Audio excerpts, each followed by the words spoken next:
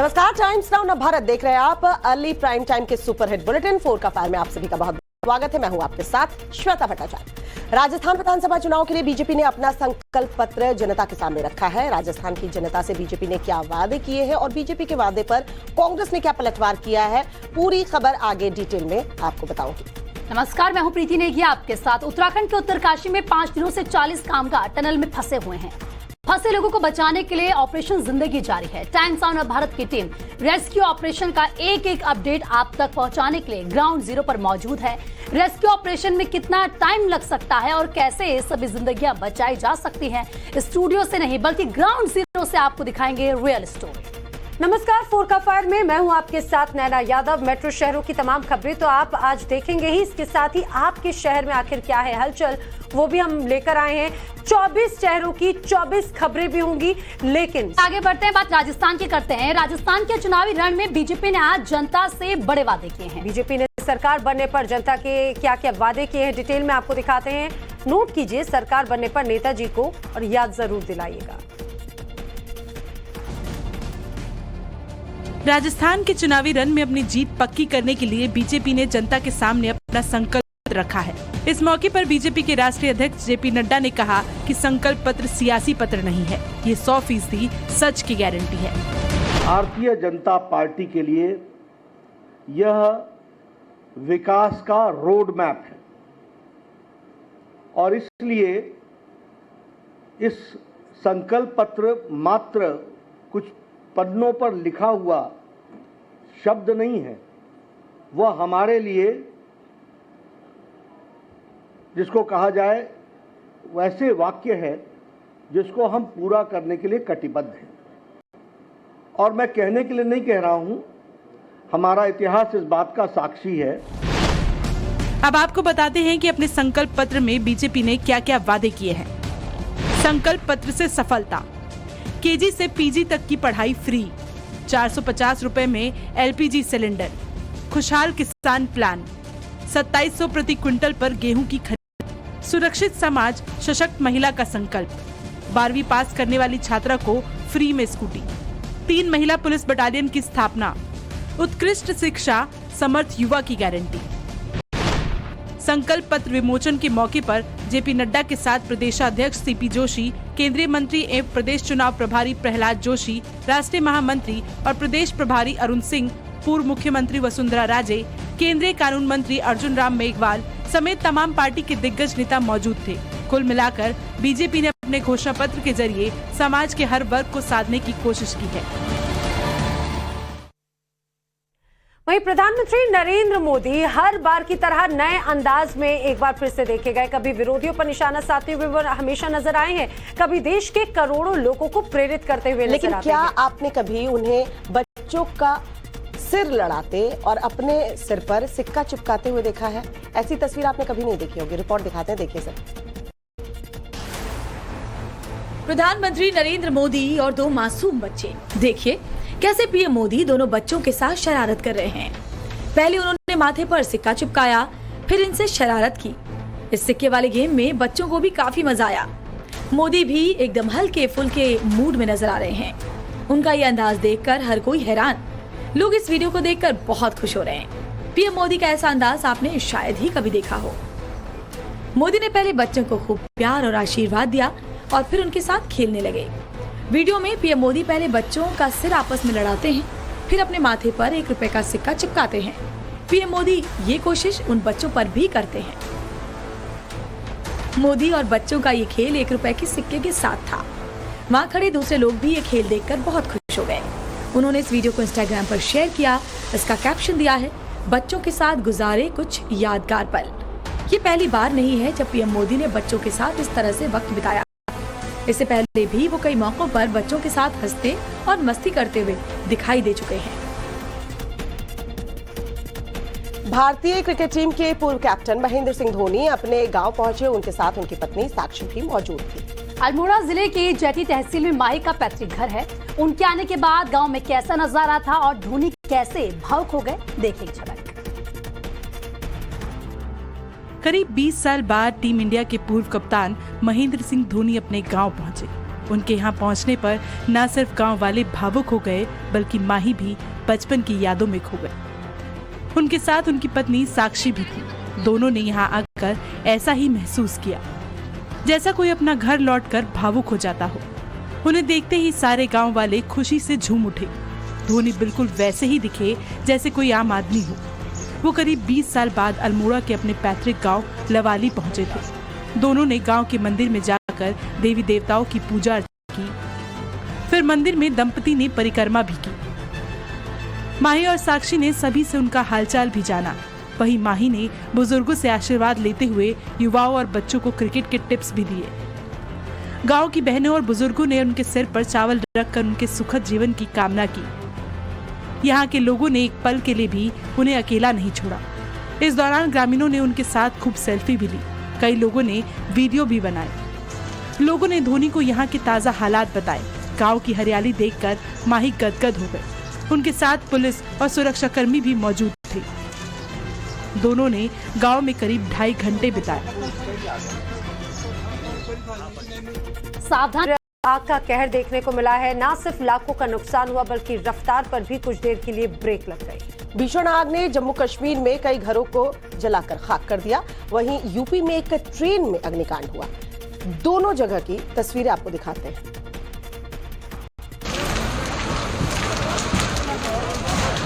भीषण आग की इन तस्वीरों को देखिए।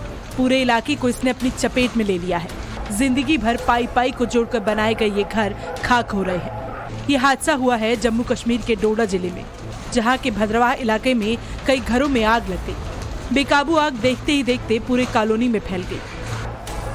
ऐसा लग रहा है जैसे ये सब कुछ बर्बाद कर देने पर आमादा है। इन घरों को देखकर साफ अंदाजा लगाया जा सकता है कि इसकी लपटें कितनी भयावह है। आग की चपेट में आए कई घर बर्बादी के किस्से बयां कर रहा है। तड़के पुलिस को इस हादसे की सूचना मिली। घटना की जानकारी मिलते ही फायर ब्रिगेड की गाड़ियों को मौके पर भेजा गया। काफी जद्दोजहद के बाद आग पर काबू पा लिया गया। जानकारी के मुताबिक 8 घर जलकर खाक हो गए। शुरुआती जांच में इसका कारण शॉर्ट सर्किट बताया जा रहा है। राहत की बात ये रही कि इस अग्निकांड में कोई हताहत नहीं हुआ। वही आग चलती ट्रेन में भी कहर बरपा रही है। इटावा में दिल्ली से सहरसा जा रही वैशाली एक्सप्रेस हादसे का शिकार हो गई। आप देख सकते हैं कि कैसे पूरी बोगी धू-धू कर जल रही है। हादसे के बाद पूरी ट्रेन में अफरा तफरी मच गई। कई यात्रियों ने कूदकर अपनी जान बचाई। वहीं आग की चपेट में आने से 8 लोग घायल हो गए। वहीं 11 लोगों की तबीयत धुएं से खराब हो गई। आज सुबह ट्रेन के जले हुए डिब्बे को इंजन की मदद से स्टेशन से हटाया गया। सराय भूपत रेलवे स्टेशन के पास इस बॉगी को हटाया जा रहा है, जिससे ट्रेनों की आवाजाही पर कोई असर न पड़े। 40 कामगार टनल में फंसे हुए हैं, जिनको बचाने के लिए सबसे बड़ा रेस्क्यू ऑपरेशन जो है वो चलाया जा रहा है। टाइम्स ऑन भारत की टीम रेस्क्यू ऑपरेशन का एक अपडेट आप तक पहुंचाने के लिए ग्राउंड जीरो पर मौजूद है। अमेरिकी ऑगर मशीन ने भी काम करना शुरू कर दिया है। 40 जिंदगियों को बचाने के लिए नॉर्वे की टीम से भी मदद ली जा रही है। 40 जिंदगियों को बचाने के लिए अभी वहां पर किस तरह के हालात हैं, लगातार टाइम्स ऑन भारत आपको दिखा रहा है। ग्राउंड जीरो पर हमारे सहयोगी मौजूद हैं जो लाइव तस्वीरों की जानकारी आप तक पहुंचा रहे हैं।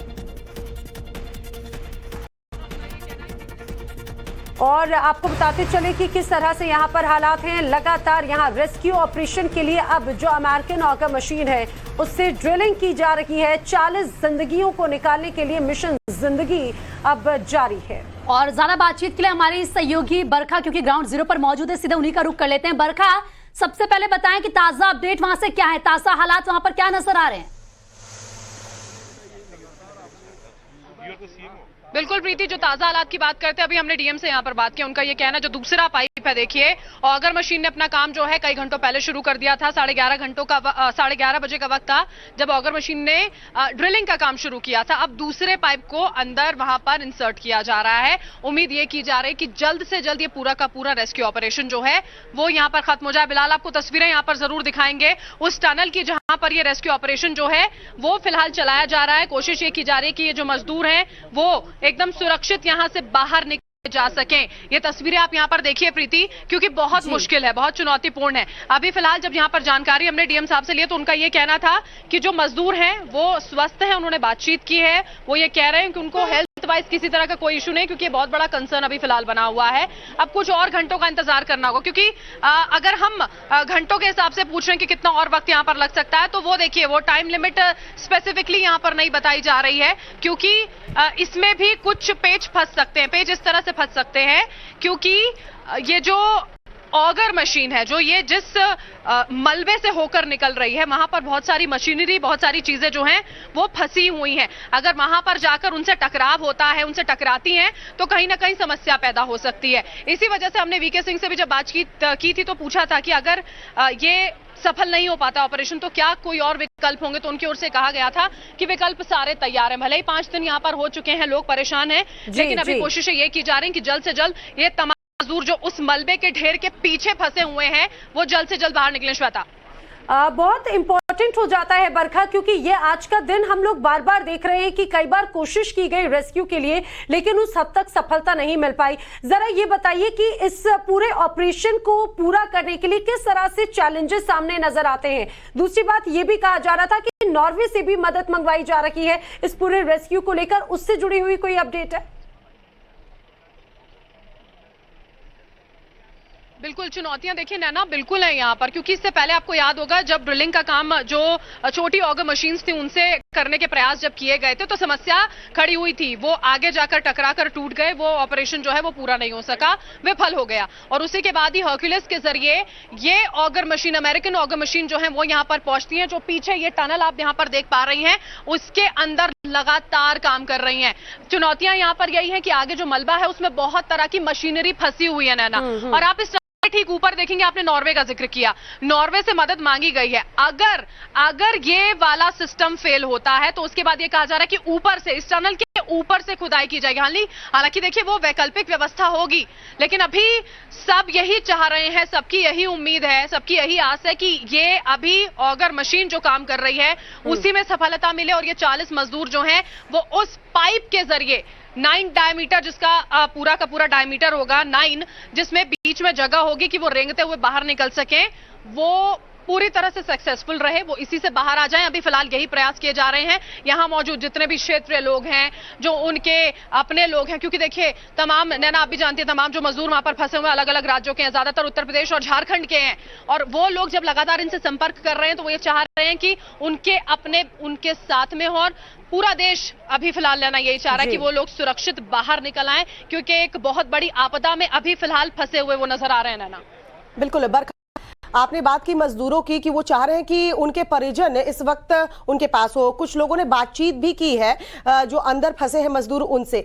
अगर आपकी ऐसे परिजनों से बातचीत हुई हो या आपने देखा हो कि उनके हालात क्या हैं, क्योंकि बीतते वक्त के साथ उनकी चिंताएं भी बढ़ती जा रही हैं। बिल्कुल श्वेता, बीतते वक्त के साथ उनकी चिंताएं बढ़ रही हैं, जो लाजमी भी हो जाती है, क्योंकि कोई छोटा मोटा टाइम नहीं बीता है। पूरे 5 दिन जो है, आज 5वां दिन है, 100 घंटे से ज्यादा का वक्त हो गया है। वो इस बात से बहुत ज्यादा नाराज, जो तमाम परिजन थे वो इस बात से नाराज नजर आ रहे थे कि आखिर जब इतना बड़ा प्रोजेक्ट चलाया जा रहा है तो कोई ऐसा ऑल्टरनेट, कोई वैकल्पिक व्यवस्था क्यों नहीं है, क्योंकि इस तरह के हादसे पेश आ सकते हैं। वो भी खासकर तब जब शुरुआत में ही जो तमाम स्पेशलिस्ट थे, एनालिस्ट थे, उनकी ओर से ये बात कही गई थी कि ये पूरा का पूरा एरिया जो है, हिमालयन रेंज की अगर हम बात कर रहे हैं, तो वो बहुत ज्यादा सेफ नहीं है इस तरह की खुदाई के लिए, एक्सप्लोजिव्स के लिए, तो इस वजह से वो नाराजगी थी। लेकिन सरकार इस बात कर लगातार उन्हें आश्वस्त करने के प्रयास कर रही है कि उन पर भरोसा किया जाए, हर वो संभव प्रयास किए जा रहे हैं, हर वो संभव कोशिश की जा रही है, जिससे कि ये सारे मजदूर जो हैं वो जल्द से जल्द सुरक्षित, स्वस्थ बाहर आ सके। लेकिन परिजन है, घर वाले हैं, उनका चिंता करना, उनका चिंतित होना लाजमी यहाँ पर हो जाता है, क्योंकि उन्हें अभी फिलहाल ये सब कुछ असंभव सा नजर आ रहा है। श्वेता, बिल्कुल बरखा, आपने सही कहा है, थोड़ा मुश्किल यहाँ पर है, चैलेंजेस है, लेकिन हर कोई यही प्रे कर रहा है कि जल्द से वो लोग स्वस्थ बाहर आ जाएं। बरखा, क्योंकि वहां पर आपने कहा कि परिजन भी मौजूद हैं जो थोड़े परेशान है, जरा हो सके तो उनसे बात कीजिए, अगर कोई अधिकारी वहां पर है तो उनसे बात कीजिए, जरा जानने की कोशिश कीजिए कि क्या वो लोग कह रहे हैं।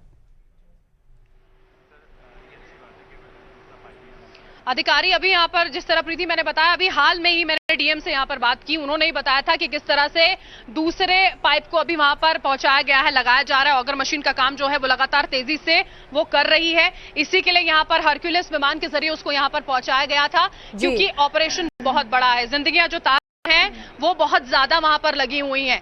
तो उनका ये कहना है कि कोशिश यही है कि जल्द से जल्द इस ऑपरेशन को पूरा किया जाए। जो अंदर मजदूर मौजूद हैं उनसे लगातार बातचीत हो रही है, वो ये बता रहे हैं कि आप इस बात से परेशान ना हो कि हम यहाँ फंसे हुए हैं। हाँ, आप ये प्रयास निरंतर जारी रखें, जो जारी भी हैं, कि हमें जल्द से जल्द यहाँ से बाहर जरूर निकाला जाए। परिजन लगातार परेशान है। जब वो यहाँ पर पहुंचे थे, बातचीत कर रहे थे, उनकी वो रुआसे हैं, वो बस उम्मीद लगाए बैठे हैं, आस लगाए बैठे हैं, उसी के साथ में आक्रोशित भी हैं।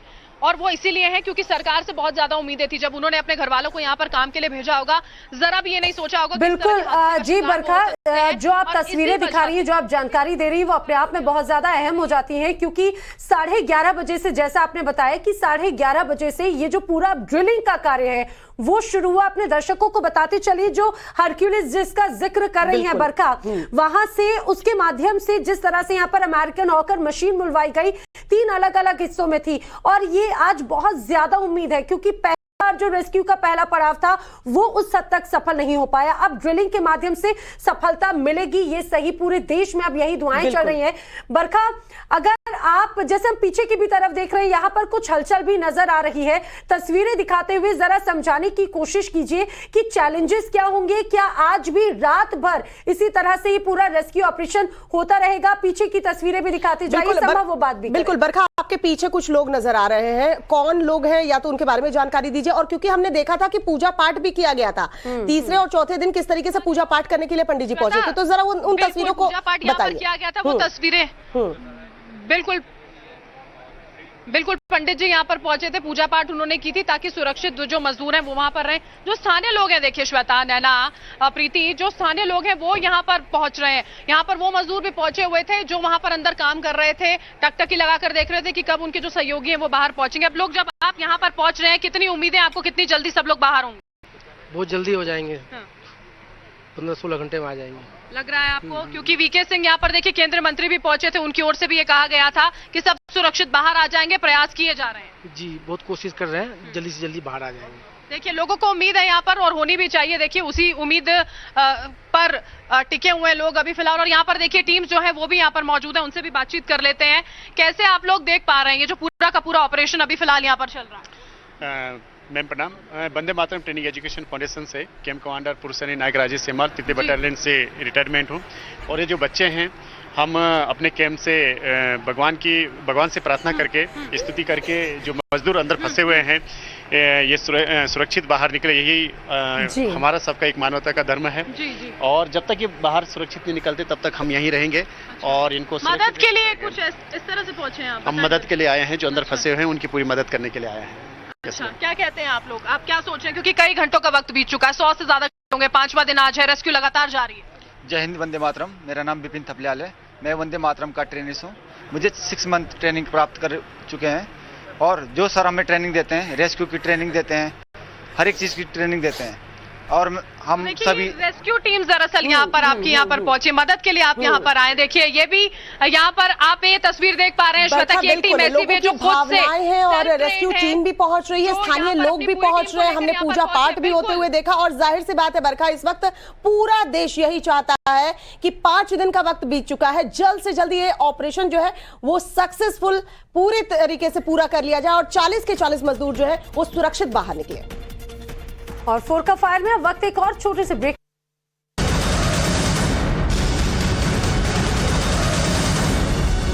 और जम्मू कश्मीर से इस वक्त खबर मिल रही है, कुलगाम में आतंकियों से मुठभेड़ की खबर है। कुलगाम में 3 से 5 आतंकी छिपे होने का शक है। कुलगाम के निहामा इलाके में सर्च ऑपरेशन जारी है। ऑपरेशन के लिए अतिरिक्त सुरक्षा बल भेजे गए हैं। जम्मू कश्मीर से बड़ी खबर आपको बता रहे हैं किस तरीके से। देखिए, यहाँ पर लगातार आतंकियों का चुन चुन कर सफाया किया जा रहा है। आतंकियों से मुठभेड़ की जानकारी, कुलगाम में 3 से 5 आतंकी बताए जा रहे हैं कि ये छिपे हैं। जम्मू कश्मीर में आतंक को कैसे करारा जवाब दिया जा रहा है? ऑपरेशन के लिए अतिरिक्त सुरक्षा बल यहां पर भेजे जा रहे हैं। जम्मू कश्मीर के कुलगाम की तस्वीर, जम्मू कश्मीर में कुलगाम में आतंकियों से मुठभेड़ जारी है।